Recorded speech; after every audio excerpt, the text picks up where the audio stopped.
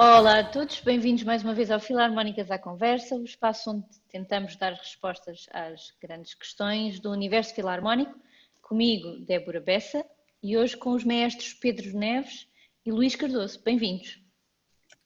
Obrigado, boa noite. Ora, hoje então estamos à conversa com dois maestros da Orquestra Filarmónica 12 de Abril, seja de origem, seja presentemente. Esta Orquestra Filarmónica situa-se em Travassou, na zona de Aveiro, e vamos começar por conhecer efetivamente um pouco melhor esta banda. Pedro, é a sua banda de origem, é da casa.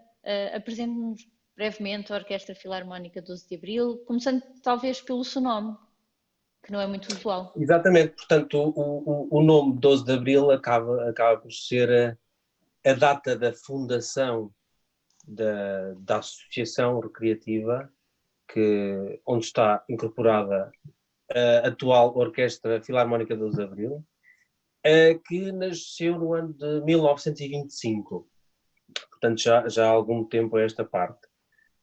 Como todas as bandas na altura,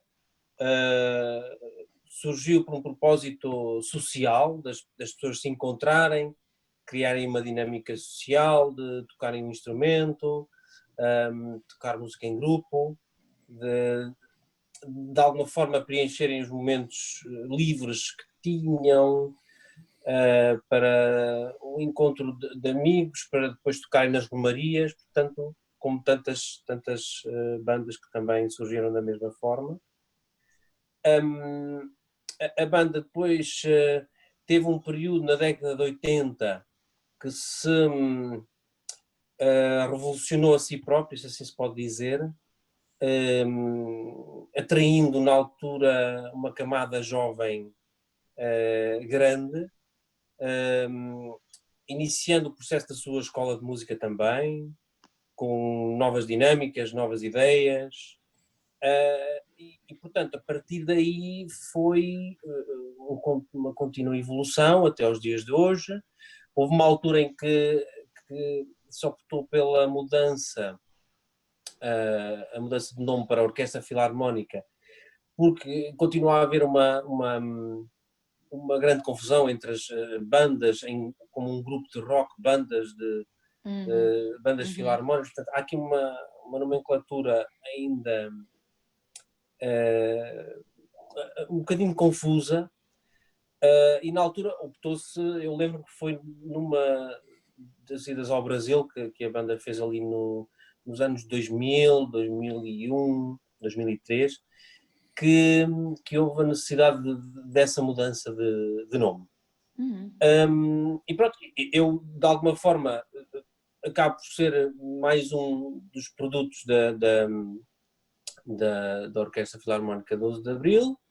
Como habitante natural da aldeia, o normal era ir aprender música para a banda, e a partir daí eu, como tantos outros, fomos músicos. Uns seguiram mais a carreira musical, outros seguiram outras carreiras. Portanto, assim, muito sucintamente, este foi o percurso até aos dias de hoje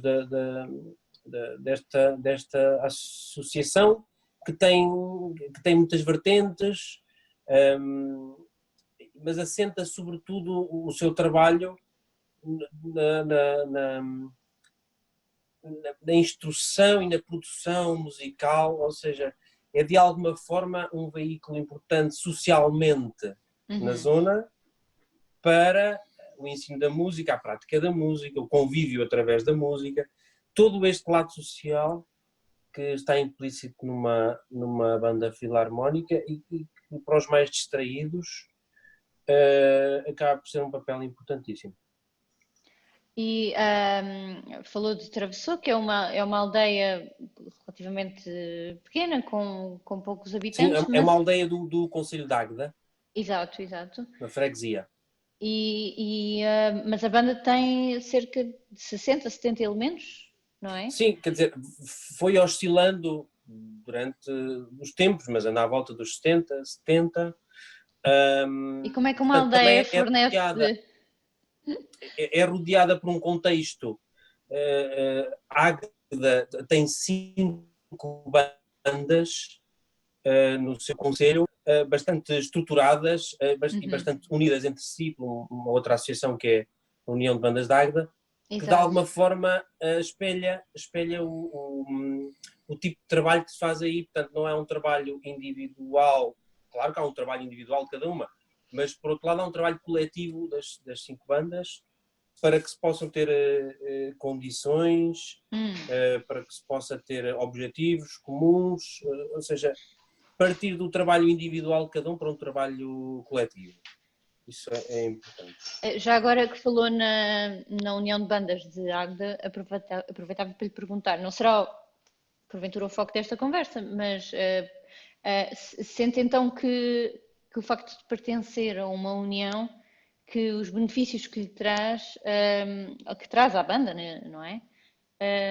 Que permitem, portanto, oferecer aos músicos condições que porventura num contexto individual não conseguiriam oferecer. Sem dúvida. Portanto, o contexto da criação da UBA, da União de Bandas de Águeda, acaba por ser esse. Ou seja, as pessoas perceberam, um grupo de pessoas percebeu que era importante as bandas trabalharem coletivamente, unir-se numa associação para que os seus apelos fossem ouvidos perante, sei lá, perante a Câmara Municipal, perante outras instituições, e percebeu-se que o trabalho, se fosse em equipa, é muito mais forte do que se for um trabalho individual. E portanto, formou-se esta associação e que já vem dando frutos muito, muito bons ao longo destes anos todos. Ultimamente, perante os poderes, neste caso o poder local, acho que tem sido um motor muito importante para as 5 bandas do concelho. Muito bem, muito bem. Luís, agora no presente, e o Luís está mais ligado neste momento à banda, qual é que diria ser o foco principal da atividade da banda nos últimos anos? O foco mantém-se basicamente o mesmo. Portanto, é praticar música com a melhor qualidade possível e ao mesmo tempo manter uma estrutura social do género, uma espécie de extensão da família, em que as pessoas se encontrem, estejam bem umas com as outras e ao mesmo tempo praticar música com o máximo de qualidade que se consiga fazer. É certo que para isso nós procuramos sempre lançar desafios às pessoas, portanto tentar aqui um equilíbrio entre aquilo que as pessoas conseguem fazer e puxar um bocadinho a corda um bocadinho mais para elas tentarem fazer qualquer coisa ainda mais, e temos procurado soluções inovadoras para que isso possa acontecer, e é basicamente esse o foco, é tentar fazer sempre uma coisa inovadora e que leve as pessoas a terem motivação.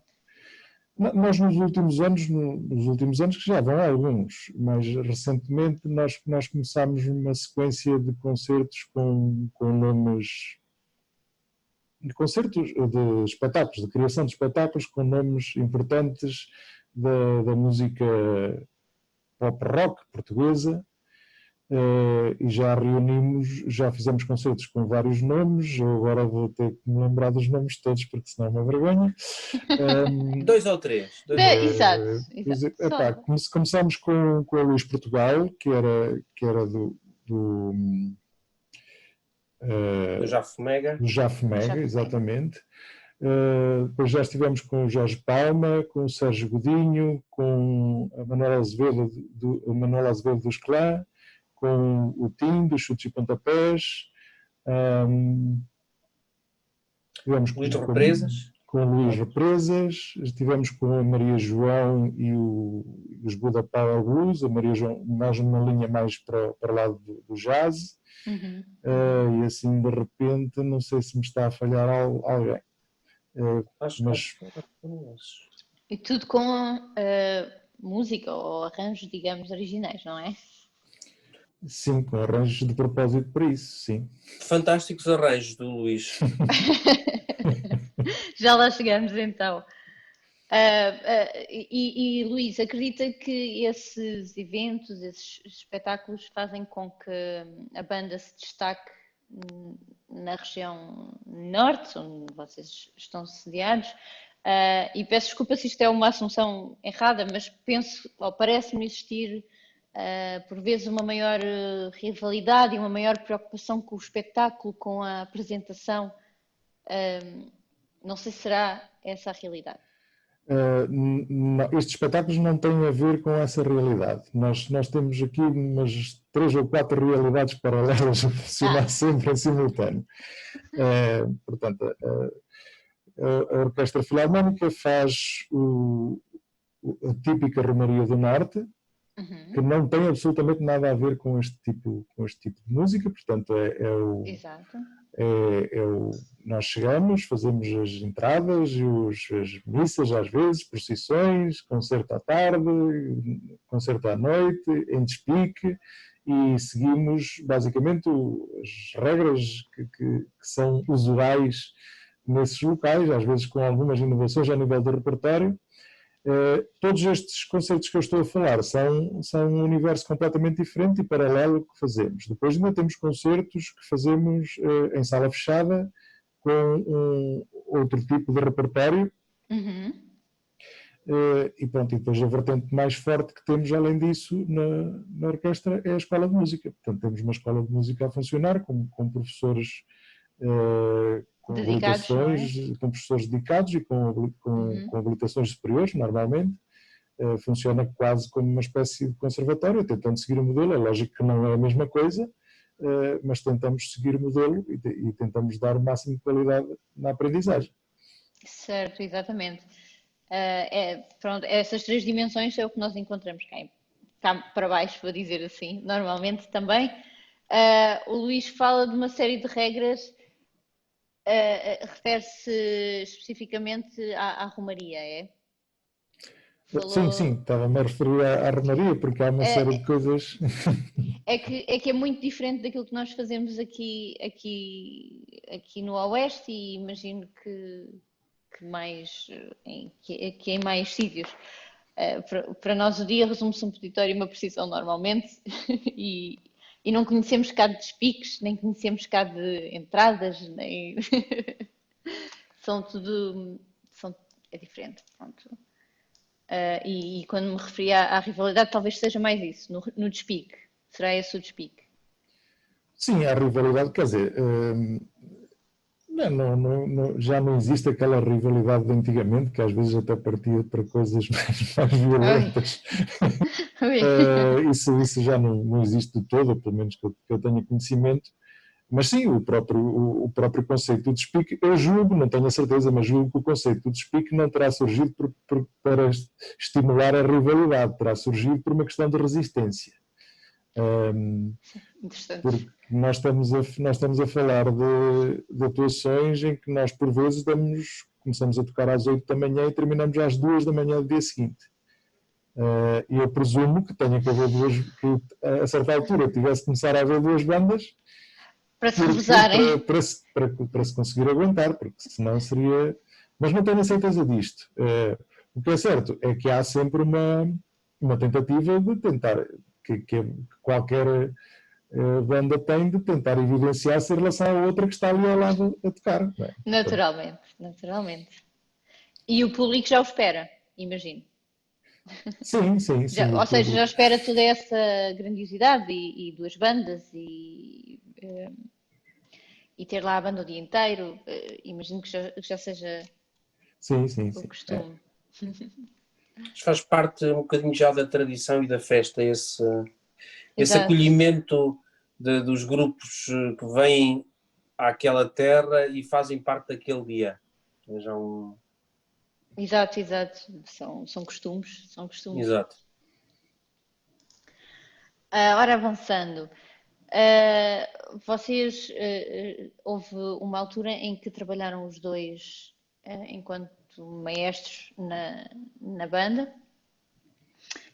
E sabendo que há muitas bandas, eu falo pela experiência da nossa banda, da SFE, que são quase definidas pelo seu maestro, a sua atividade é definida pelo seu maestro, a sua imagem, a sua identidade verdadeiramente. Com dois maestros, como é que funciona uma banda com dois maestros? Não, eu acho que, por exemplo, em Travassou, apesar de, indo mais para trás no tempo, ter havido só sempre uma figura que assumia o papel de maestro, mas acho que a figura da instituição sempre foi mais forte do que a figura do próprio maestro, ou seja, nunca senti que de repente a banda fosse aquela pessoa e não fosse a instituição em si. Portanto, acho que nunca senti esse peso. A evolução até chegámos a ter dois maestros ao período onde tivemos mais os dois, acaba por vir um bocadinho por minha culpa, porque eu dirigi a banda durante algum tempo e depois a minha atividade profissional impedia-me de estar presente, e a solução de encontrar uma equipa que funcionasse foi uma ideia da direção, uma ideia nossa, e que se estabilizou naquele tempo, ou seja, que funcionava muito bem.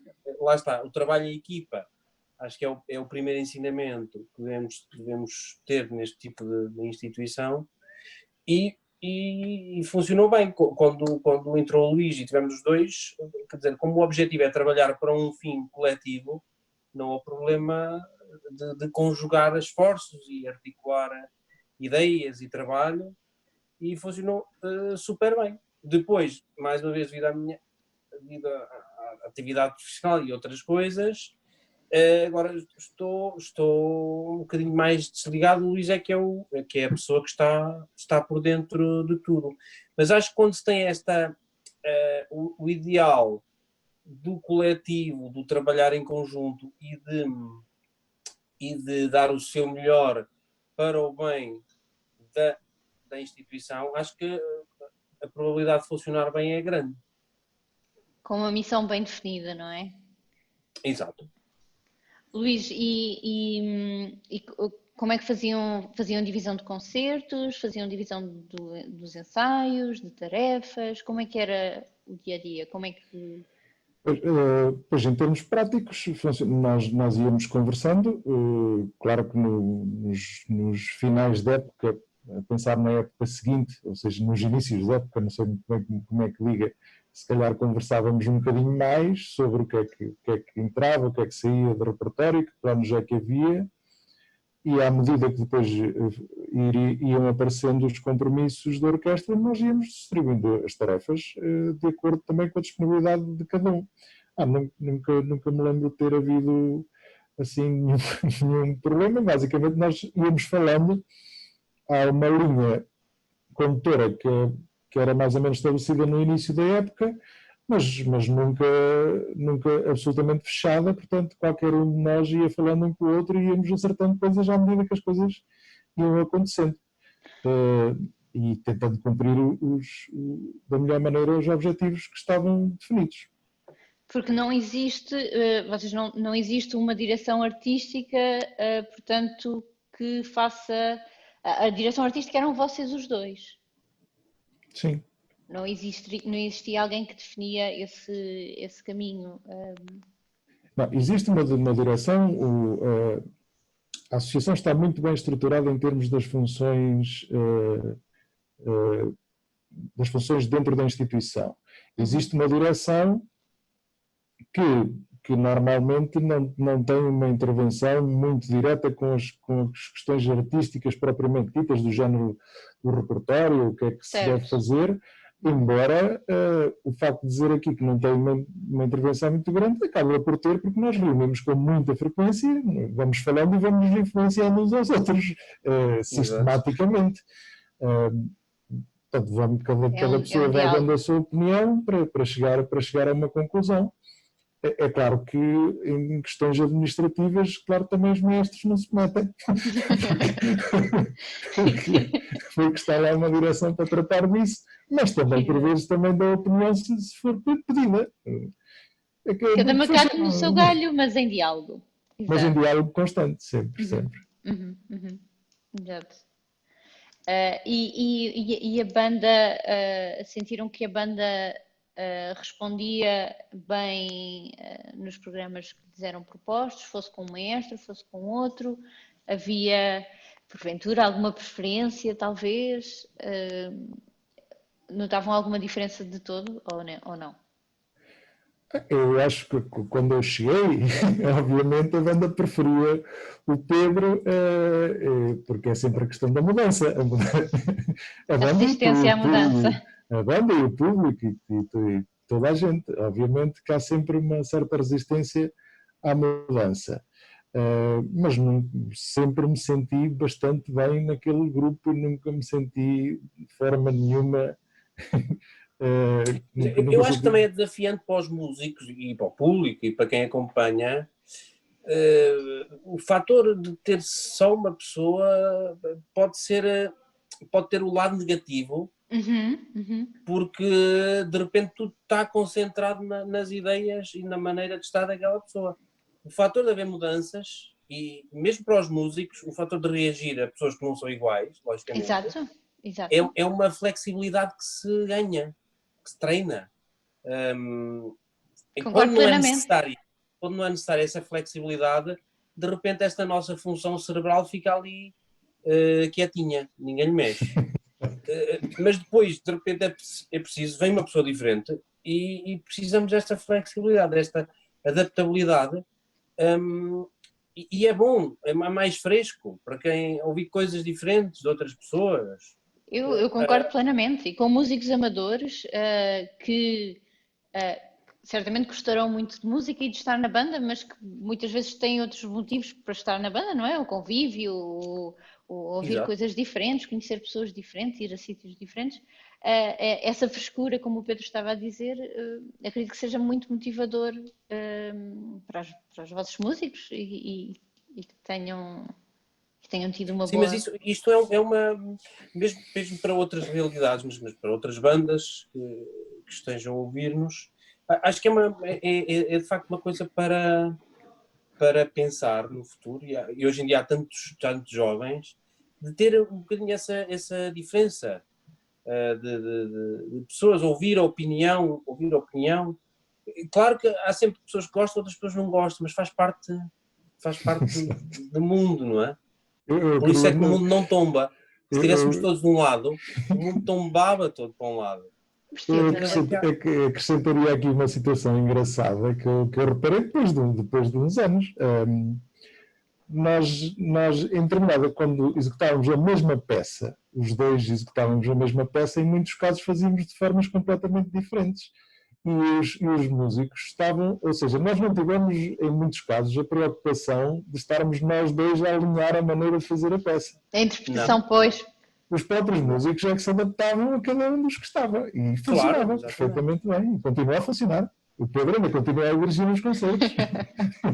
Mas faz parte, eu acho que essa capacidade para os músicos é super importante.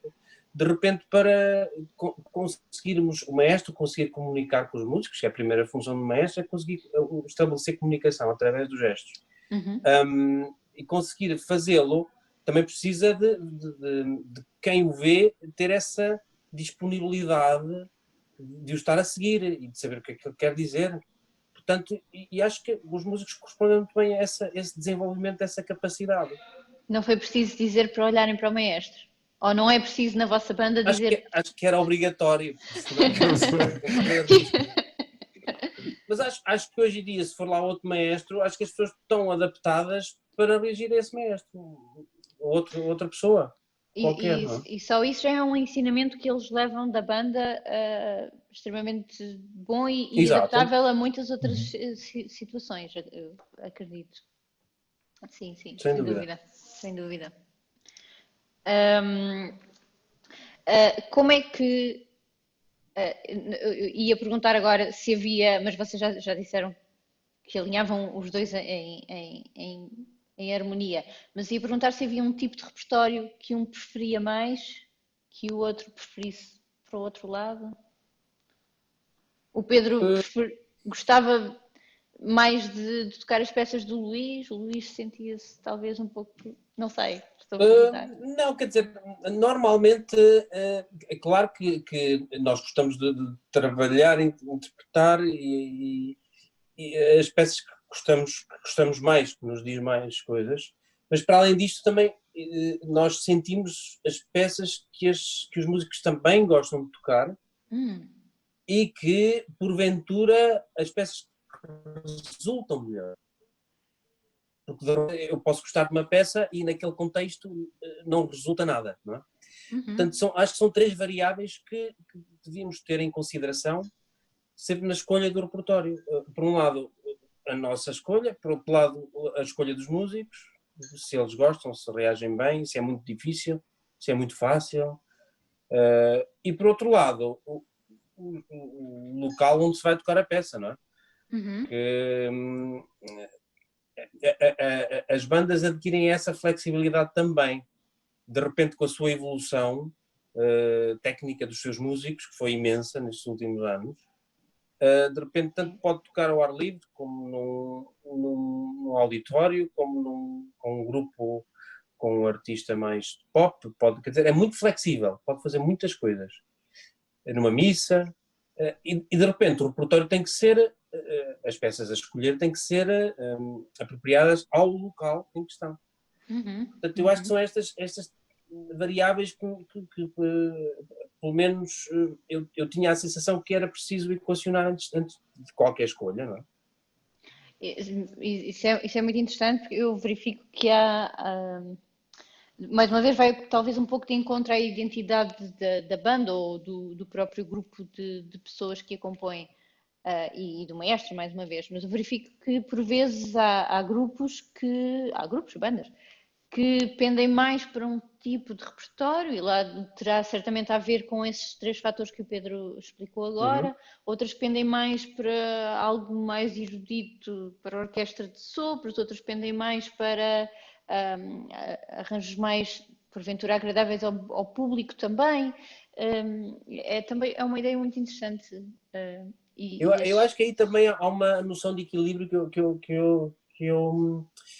eu gostava de referir, que é bom também na escolha do repertório, às vezes pôr em relação ao nível de dificuldade, pôr coisas que são difíceis, pôr coisas que são menos difíceis, para haver uma estimulação, uma estimulação no trabalho, uma coisa que não conseguimos fazer, mas daqui a algum tempo já vamos conseguir fazer.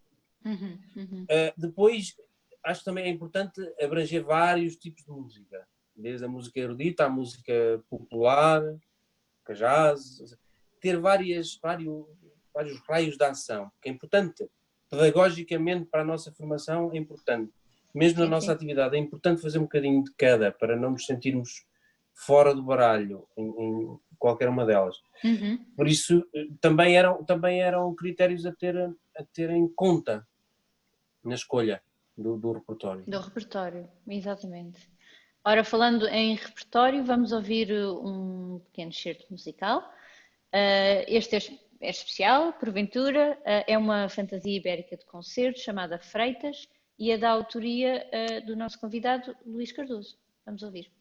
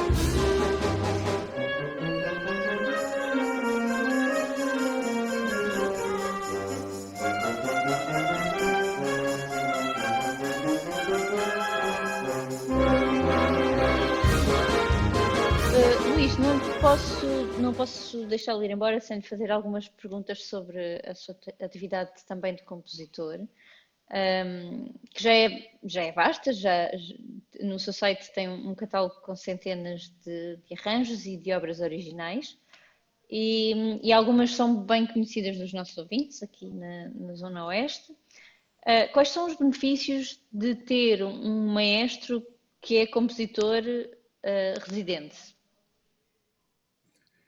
Isso devia perguntar à própria Aos músicos.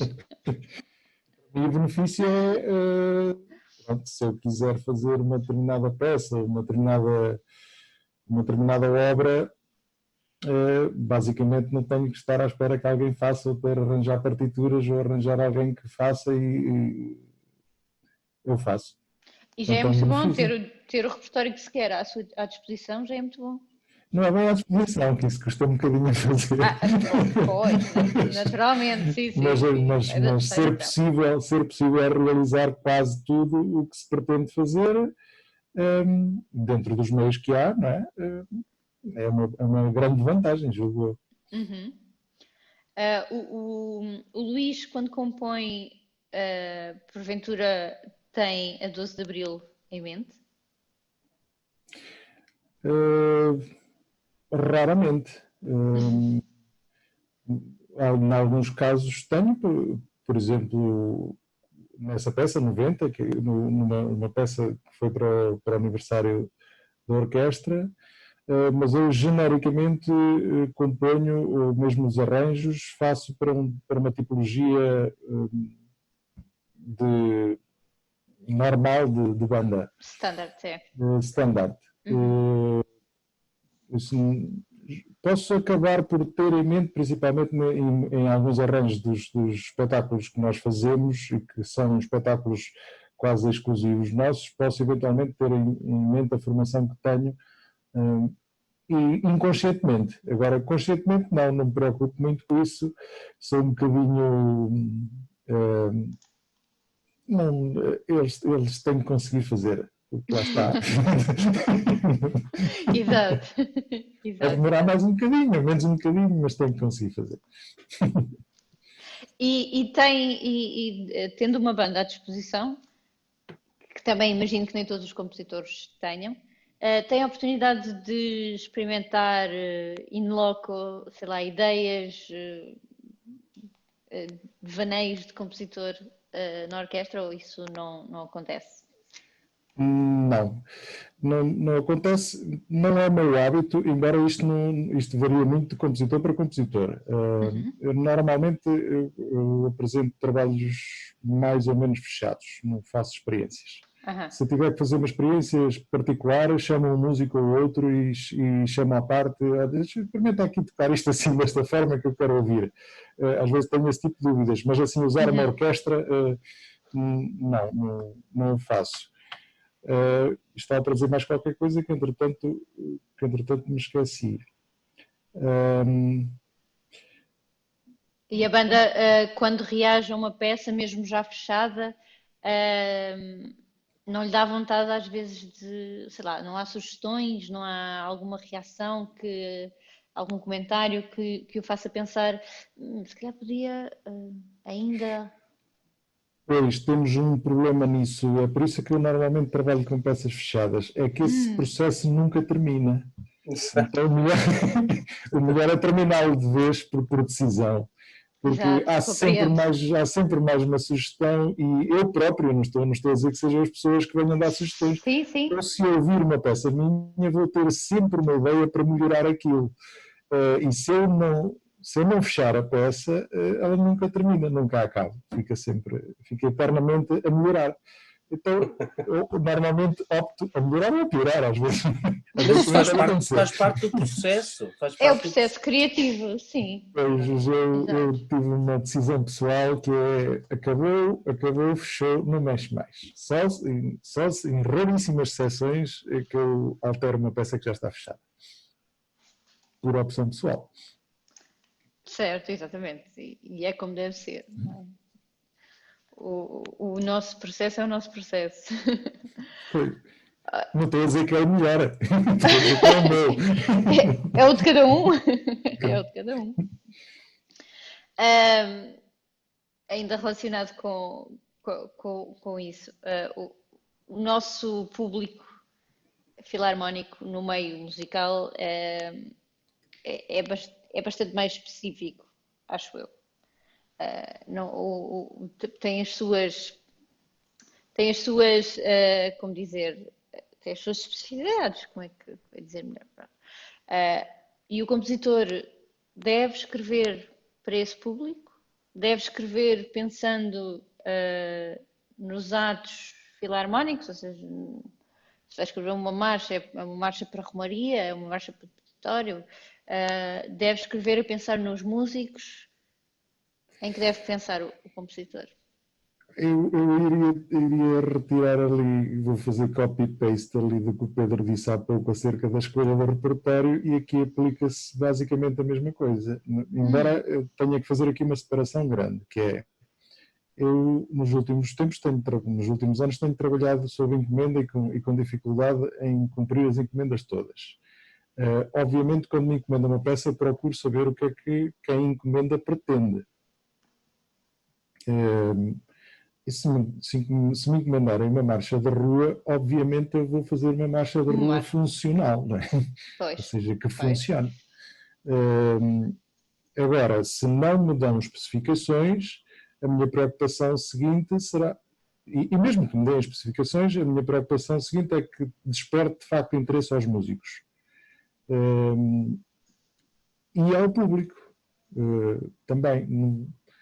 Não vejo assim grande interesse em escrever peças extremamente complexas e que ninguém entende. Agora, se não disserem nada, se não quiserem nada, se não especificarem nada, eu posso eventualmente decidir fazer uma peça que ninguém entende.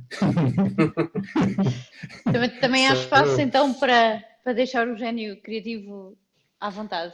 Sim, uma vez utilizaram uma expressão para me caracterizar que eu fixei e que acho que está muito bem aplicada. Eu sou muito camaleão. Se me pedirem para fazer uma coisa do tipo Mozart, eu faço uma coisa do tipo Mozart.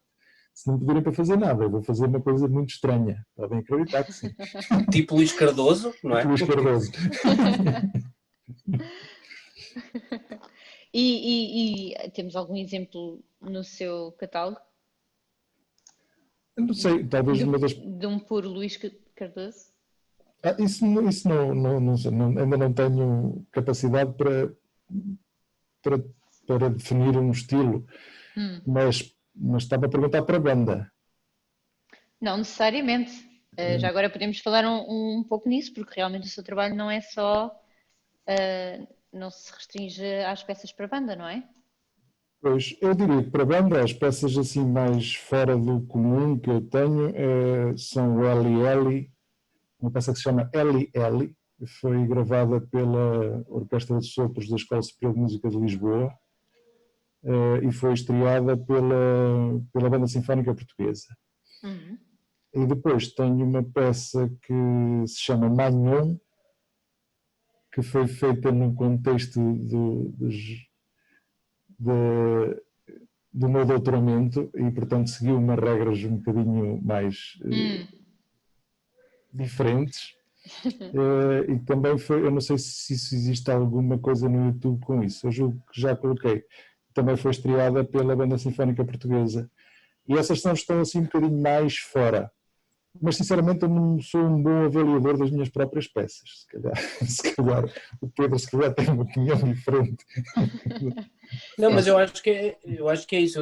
Eu conheço só o Eli e portanto, é isso que o Luís estava a dizer, ou seja, esta capacidade de flexível de se moldar à circunstância e a capacidade de poder fazer o que lhe pedem ao Luís, não é? Isto também tem a sua capacidade, há pessoas que têm a sua maneira de funcionar, que compõem daquela maneira e para o final. Portanto, lá está. Isso vem um bocadinho encontrar aquela coisa que eu acho que nós devemos estar a fazer o esforço. Não é não à especialização, porque há muita gente que defende a especialização, mas a especialização tem muitas coisas negativas. porque de repente passamos a olhar só por um lado muito estreitinho e deixamos de ver o todo. Claro que o lado estreitinho nós vamos fazê-lo muito bem, que é essa a vantagem da especialização, mas depois perder o todo é uma pena. Pois, a especialização peca mais por aquilo que não tem, por aquilo que não engloba. Por aquilo que se ganha, talvez, não sei. Mas no caso da música eu acho que às vezes é uma perca grande. O ser especialista em alguma coisa, para mim é sempre desconfiar. E o Luís, além de peças para banda, tem várias peças para música de câmara, também para ensembles. Eu conheço algumas para ensembles de sopros, naturalmente. Tem também para orquestra, coros. Esqueço-me de alguma? Sim, é por aí. Música por aí, de câmara não em geral, orquestra e banda, sim, e coros, sim. Podem ir ao site procurar. Está sempre Existem lá muitos. desatualizado. Está sempre desatualizado esse site. Mas já tem muitos exemplos. Muitos exemplos Faltam bons. lá sempre umas 20 ou 30 peças. Isto porque o Luís também está sempre a compor, não é verdade? E está sempre a acrescentar ao catálogo. Estamos a aproximar-nos do fim da nossa conversa, mas ainda temos aqui 2 ou 3 perguntas mais abrangentes a fazer. Uma prende-se com o futuro da música para bandas filarmónicas. Temos estado a falar de repertório, o Luís é compositor. Vêem algumas transformações no repertório num futuro próximo? Seja qual for a vertente, para concerto, para festa, para espetáculo? Eu acho que haverá sempre, não consigo indicar uma linha. Se olhar para os últimos 20 anos, peças que me fascinavam há 20 anos atrás, neste momento não me fascinam absolutamente nada. Isto é uma coisa que está sempre a mudar e eu estou em crer que vai continuar a ser assim. Para que lado irá, não faço ideia. Lembro-me que aqui há uns anos partiu-se muito, isto às vezes também vai um bocadinho de modas e até de questões por vezes comerciais, partiu-se muito ali para as editoras holandesas, que eu também sou editado por elas, para um determinado tipo de música, agora já se está a fugir um bocadinho mais abrangente para música norte-americana, não estou a falar aqui de jazz nem música pop, é para compositores norte-americanos de orquestra de sopros e de banda. Eu sinceramente não sei, acho que a ideia que tenho é que as bandas vão começar cada vez mais a fundir-se com outro tipo de atividades artísticas. Mais do que mudar o repertório, acho que, ou pelo menos acharia interessante mudar o contexto de performance. Teve a trabalhar com uma peça de teatro, por exemplo, fazer uma ópera com uma banda, ou trabalhar com imagem, com outras formas artísticas. Se me permite, vou recomendar e quase tenho vergonha de recomendar ao Luís. Nós fizemos há cerca de 2 anos, em conjunto com 2 outras bandas, um concerto narrado, chamámos-lhe um concerto narrado, com uma história original, com um narrador, 2 atores, projeção de imagens também, e usámos precisamente várias peças do Luís nesse tal concerto narrado que está no YouTube, chama-se Musicai, como se fosse latim, com AE no fim, Musicai, e pronto, se calhar um bocado de sacrilégio, nós pegámos nas peças do Luís e escortanhámos-las todas. Nas do Luís e outras tantas. Mas foi nesse sentido e foi muito interessante e foi algo verdadeiramente inovador, acredito eu, no sentido que o Luís está a dizer da multidisciplina, ou seja, unir na performance diferentes vertentes. Sim. Eu acho que vai por aí, depois tem que se também sensibilizar um bocadinho as entidades que organizam esse tipo de coisas, porque obviamente as bandas Há muitas entidades deste tipo, depois quando uma banda pretende fazer uma coisa destas, parte do princípio que está a fazer a favor à banda e, portanto, não tem que apoiar a banda, só que as bandas não sobrevivem do ar, não é? Portanto, agora há um trabalho de picar a pedra anterior que é fazer perceber que isto poderá funcionar, e quando estamos a juntar diversas vertentes artísticas, depois também vamos ter vários grupos artísticos que também precisam exatamente das mesmas Do coisas que mesmo as bandas. apoio, exato. Mas julgo que cada vez mais se irá por aí, até porque mesmo em termos autárquicos, normalmente são as vertentes que mais próximas estão deste tipo de instituições. As próprias autarquias têm todo o interesse em juntar e fazer confluir a cultura dentro do seu território, portanto, tudo que se faça em conjunto é capaz de ter uma boa aceitação, e penso que por aí seria um caminho interessante. Até porque, deixa-me só dar mais chega, até porque o nível artístico das próprias bandas e o nível que se tem atingido nos últimos anos, dos alunos de música, as pessoas que integram as bandas, a quantidade de estudantes de música que há hoje em dia, quer dizer, permite-nos olhar o futuro com uma certa positividade nesse sentido, em que é preciso evoluir, não estar estagnado. Isto sempre foi assim, sempre tocámos ali e sempre tocámos aquela peça, por isso vamos manter assim. Isto é o pior que se pode ter, não é?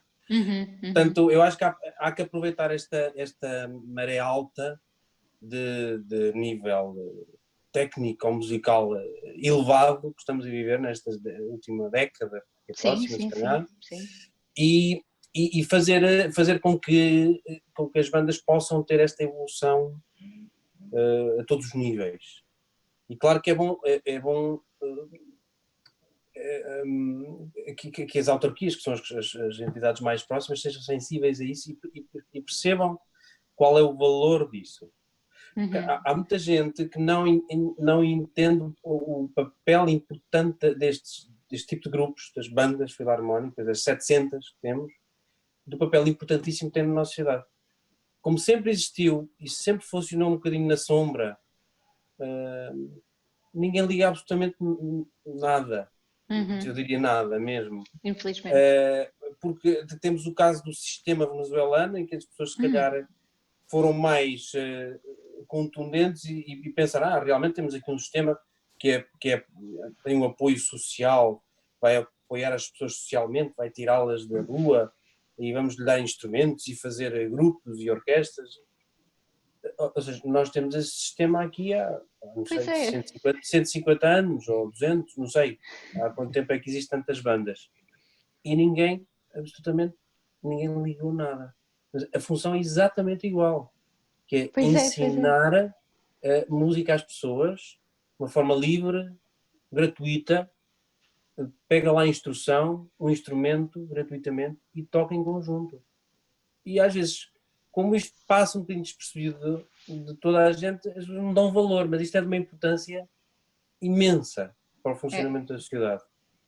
E acho que é importante, pouco a pouco, minha esperança é muitos músicos chegarem a presidentes da Câmara. É a minha esperança. Então não estou a era. brincar. Estou a brincar. Mas acho que é bom que as entidades... O problema não está só quem gera o dinheiro, as entidades... Não é aquela coisa, o problema é destes. Não, o problema é de todos. Mas, de alguma forma, influenciar para a importância disso socialmente, para o tipo de trabalho que faz este grupo, o trabalho local. Um grupo que muda a vida de pessoas. É verdade. Portanto, E de uma forma tão democrática. Isso é essencial. E hoje em dia, por razões diferentes do passado, hoje em dia isso também tem mais valor numa sociedade em que cada vez é mais virtual, mais ligada aos computadores.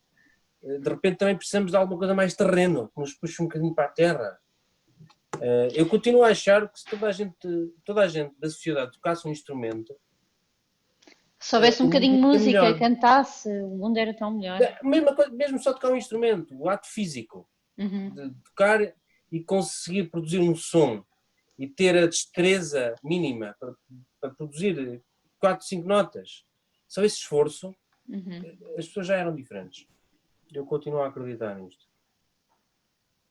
Continuamos a trabalhar para isso, pelo menos nas nossas aldeias, nas nossas terrinhas, vamos tentando cativar cada vez mais e pôr as pessoas em contacto com o sensível, com o belo, não é?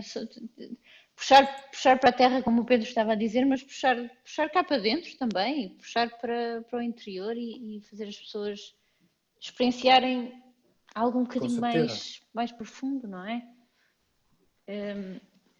Parece-me uma bela nota para terminarmos a nossa conversa. Acho que ficamos todos muito inspirados com estas palavras. Nós vamos ouvir mais um excerto de uma peça do Luís, a peça que foi mencionada há pouco, 90, que foi uma peça criada para a comemoração dos 90 anos da Orquestra Filarmónica 12 de Abril, precisamente, e já regressamos para as publicidades finais.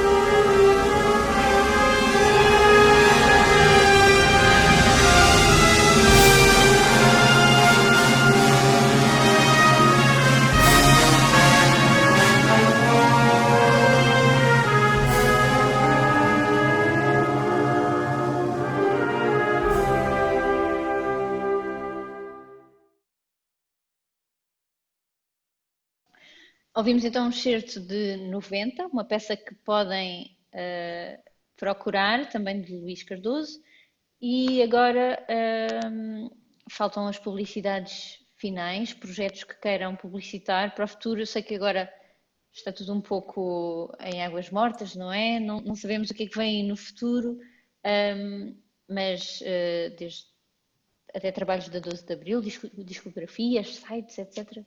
O que é que têm para nos publicitar? O Luís, com esta quarentena de Covid, produziu ainda mais música. Portanto, aproveitou bem o tempo. Não, porque as casas tornam-se muito mais confusas. Exato, há mais gente. Há muita gente em casa. Fica muita gente em casa. Não, mas acho que esta fase agora vai ser uma fase difícil, porque o retomar a atividade depois desta pandemia é difícil, ou seja, ganhar a confiança das pessoas para que tu possas estar com a distância certa, confortável. Eu acho que na realidade só se vai ter essa confiança quando existir uma vacina. Eu concordo. Porque até lá vamos ter que andar à procura de soluções para remediar.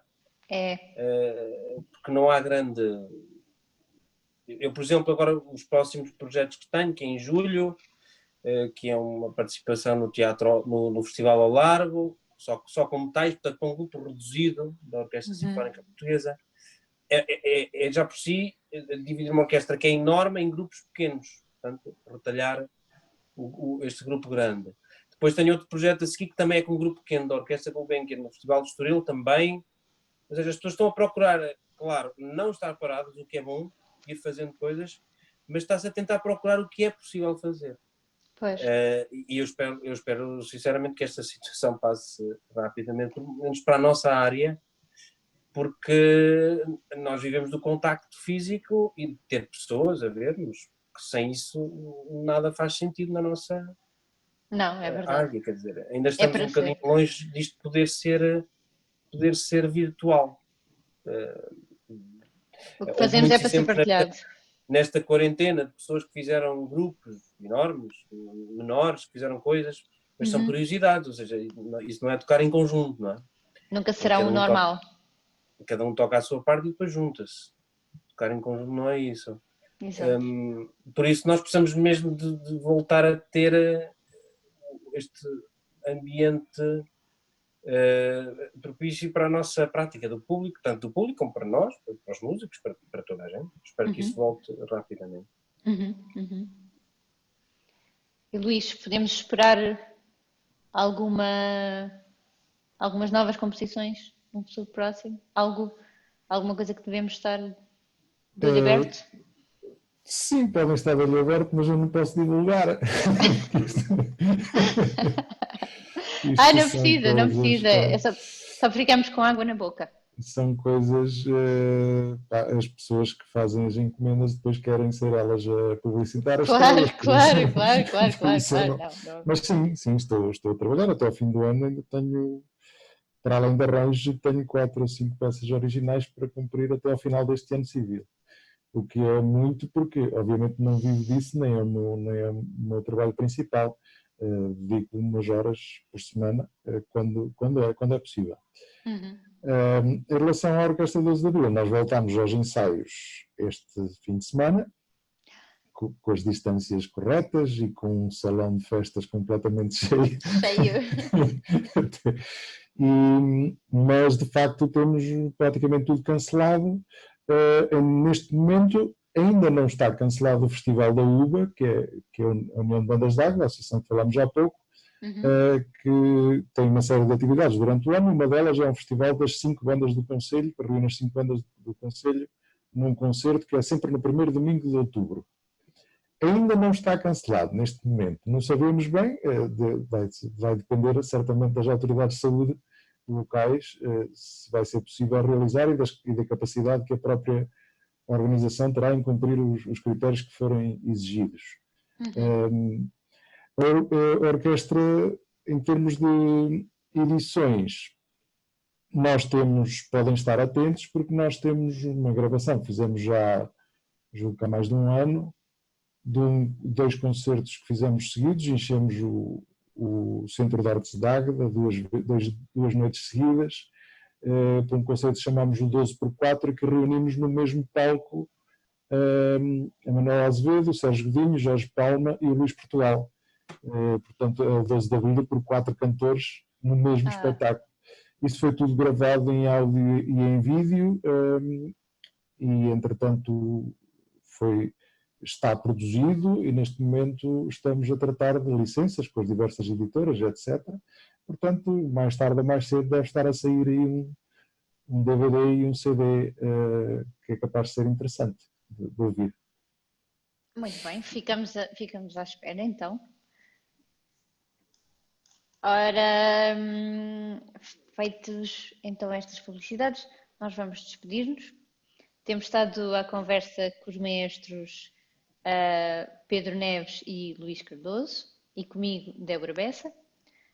Aos nossos convidados, muito obrigada por terem dispensado este tempinho para estar connosco, foi um prazer. Aos nossos ouvintes, muito obrigado obrigada. Pelo convite. Aos nossos ouvintes, obrigado por nos ouvirem. Podem deixar questões, comentários, sugestões nos sítios habituais, no Facebook e no YouTube. Podem procurar mais sobre os nossos convidados e sobre a Orquestra Filarmónica 12 de Abril nos links que estarão em baixo. E assim nos despedimos. Até breve.